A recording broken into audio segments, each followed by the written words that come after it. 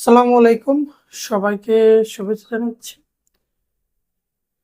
এই মুহূর্তে সবথেকে ব্রেকিং নিউজ হচ্ছে আহ, ইরানকে হামলা বা যুদ্ধ বন্ধ করার জন্য আপনার সকল পক্ষ থেকে আসলে বলা হচ্ছে।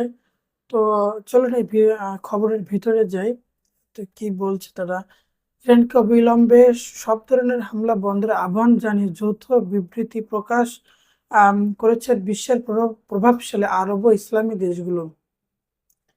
বুধবার 18 মার্চ সৌদি আরবের রাজধানী রিয়াদ অনুষ্ঠিত এক জরুরি বৈঠকে আহ, কাতার, সৌদি আরব, তুরস্ক, পাকিস্তান ও সংযুক্ত আরব আমিরাত সহ মোট 12টি দেশের পররাষ্ট্রমন্ত্রীরা এ ধরনের সিদ্ধান্ত গ্রহণ করেন এবং তারা বলেন যে তারা এটা অফিসিয়ালি জানিয়েছেন। কাতারের পররাষ্ট্র মন্ত্রণালয়ের একটি অফিসিয়াল এক্স সাবেক টুইটার পোস্টের মাধ্যমে এই বিবৃতি তথ্য নিশ্চিত করেছে।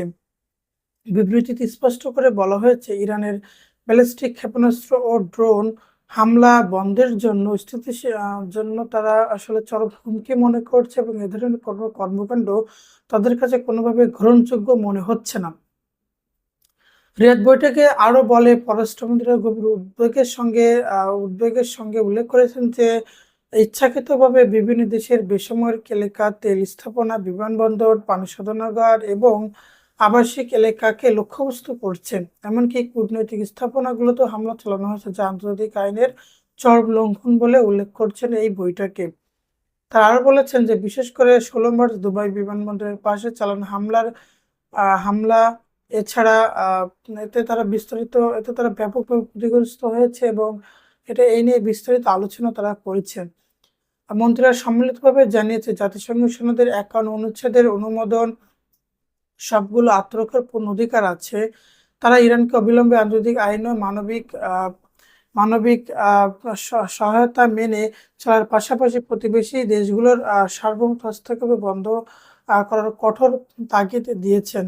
যৌথ বিবৃতিতে আঞ্চলিক নিরাপত্তা নিশ্চিত করতে জাতিসংঘ নিরাপত্তা পরিষদকে প্রস্তাব দিয়েছেন। এছাড়া এই বিষয়ের উপর এবং এটা বাস্তবায়নের উপর তারা জোর দিয়েছেন। এই প্রস্তাবের উপর সব সব ধরনের উস্কানিমূলক কর্মকাণ্ড থেকে বিরতি থাকা এবং হামলার অবসান ঘটানোর কথা তারা বলেছেন। এছাড়া বিশ্ব অর্থনীতির জন্য গুরুত্বপূর্ণ জলপথ ও হরমুজ প্রণালী এটা স্বাভাবিক রাখা এবং কোনো ধরনের প্রতিবন্ধক সৃষ্টি না করার জন্য ইরানকে সতর্ক করেছেন তারা। ভবিষ্যতে ইরানের সঙ্গে এ ধরনের এই দেশগুলোর সম্পর্কে কেমন হবে এবং তেহরান এ ধরনের হামলা মানার উপর নির্ভর করবে, পররাষ্ট্রমন্ত্রী সাফ জানিয়ে দিয়েছেন। আরব ও ইসলামী দেশগুলোর এই জোট একই সঙ্গে লেবাননের সার্বভৌমত্ব আহ স্থিতিশীলতার প্রতি তাদের পূর্ণ সমর্থন ব্যক্ত করেছে। তারা লেবাননের ভূখণ্ড ইসরায়েলি আগ্রাসনেরও তীব্র আসলে নিন্দা জানিয়েছেন। তো প্রিয় দর্শক, আরব দেশগুলো বা আরবের যে ইসলামিক জোটগুলো তারা যে আহ, বার্তা দিয়েছেন, এটা কতটুকু ইরান মানবে বলে আপনার মনে হয়, আপনি কমেন্ট করে জানাতে পারেন।